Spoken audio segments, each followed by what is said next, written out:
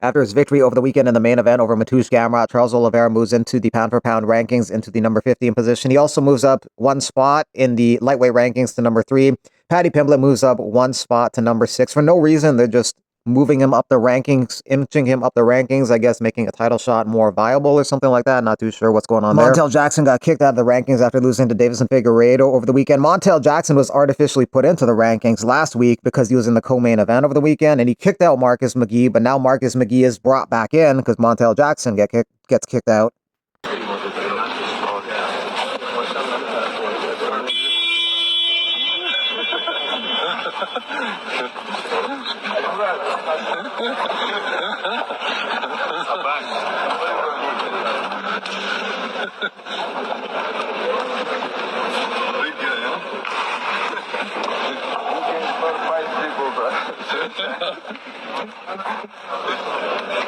Короче, моя рука.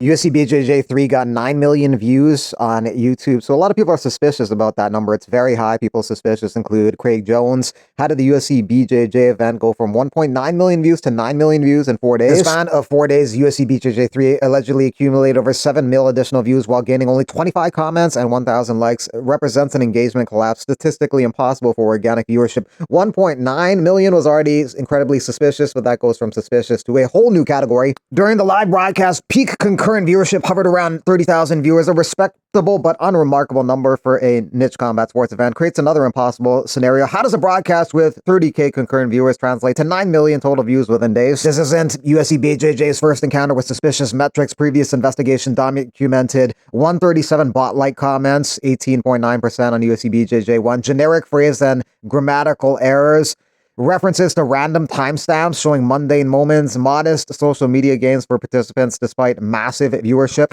Evidence suggests that UFC BJJ 3 didn't organically reach 9 mil viewers. Something went wrong in whatever system generates these numbers, including a view count that no one, including the event's headliner, believes is legitimate, combined with minimal live viewership, non-existent community awareness, and event engagement rates that defy statistical possibility. The conclusion is clear. These numbers ain't real. It's still real to me, damn it! There's no way 9 million people are tuning in to watch men grab each other's legs.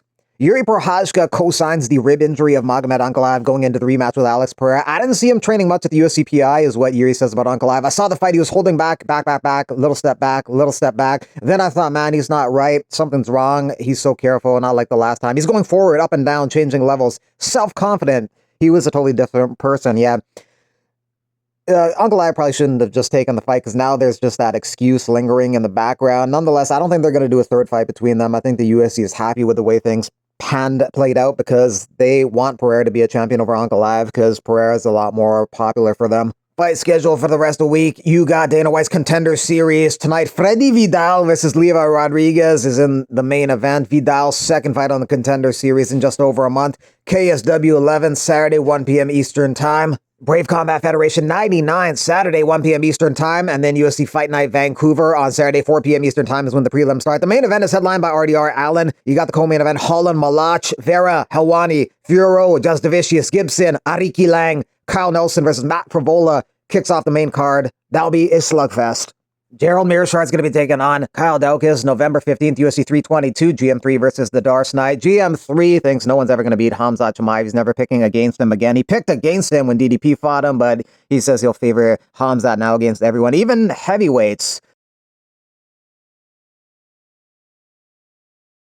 I was surprised. Yeah, I thought DDP was going to surprise a lot of people, and just like the way that like every time he had a fight, people expected him not to do well. Honestly, it was nothing against Chimaev. It was just like, okay, I've seen you have issues with welterweights, and maybe that just speaks to how good at grappling Usman and Gilbert Burns are. Sure. Sometimes it's harder holding people down that don't do stuff by the book. You know what I mean? Like MMA is not the same thing as wrestling or jiu-jitsu, but That was a very good example of if this works in wrestling or jiu-jitsu, it will work in MMA. You just really have to like insist on doing this, which kind of made it why people, you know, not that I necessarily agree, but why people are like, oh, it's kind of boring. It's like, well, in order for that thing to work, you got to do it like it's a grappling match. Because if you don't, you leave any kind of space, DDP's big ass is going to get out of there. But he was like, okay, I'm going to get this crucifix. I'm not going to land anything super damaging, but I'm going to focus on control, which was smart. And it was, you know, very, very skillful and, you know, just cool to watch in the sense of seeing it be implemented at that high of a level with that stylistic matchup. I understand not everyone's cup of tea, but yeah, definitely, you know, as dominant as Chimaev has been through his run, it's like, well, you can't pick against Chimaev ever again. Like, I can't see a scenario where Chimaev is going to fight someone where I would pick against him unless it was like an actual heavyweight or something. And even then, I'd probably still pick Chimaev. Columbus Day is a day of Italian pride. It's our holiday, and they want to take it away. Happy Columbus Day. Basically, America was founded by an Italian, Cristoforo Colombo, and named after an Italian, Amerigo Vespucci. Every American should know this. Every American knows you should fight Joe Pyfer. Easy money. First, let me get through Bruno Ferreira. Vittori fights Ferreira December 6th. UFC 323 at the T-Mobile in Las Vegas, Nevada. Song Yadong says he's going to fight Sean O'Malley at either UFC 323 or 324. That'll be an entertaining fight in the bantamweight division. A fight that makes sense for both guys. Both guys need a fight. They have not fought each other before. Sean's ranked number 1. Song Yadong's ranked number 5. Song is fast, athletic, and powerful and has good striking. But I think O'Malley's striking is just going to be too good for him in this fight. But it should be interesting. Both guys' chins might be tested at various points in this fight. So good, fresh matchup at 135, at 323, or 324.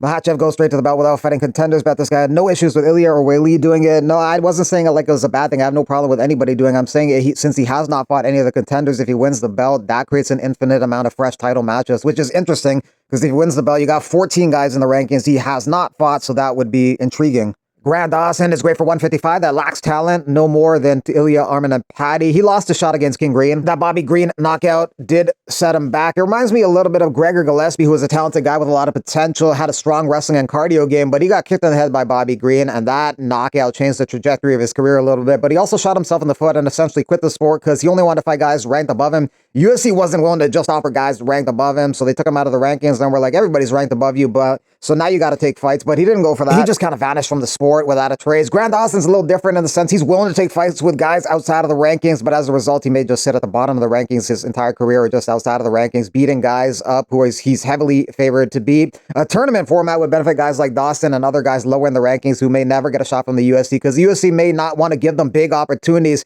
and force opportunities for them because they look at them maybe as a boring fighter, like watching paint dry. But when Dawson does get finishes, he has some good submissions on some violent ground and pound. But if he doesn't get those finishes, it can be a boring style to watch for some.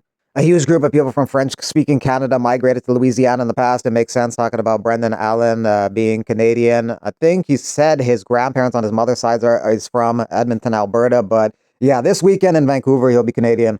Allen has a record of 25-7. RDR is 21-2. RDR has a 2-inch height advantage, 3-inch reach advantage. His age is 35, RDR, and Brendan Allen's 29. Both have 5 KOs on their record and 13 submissions for DeRitter, 14 submissions for Brendan Allen.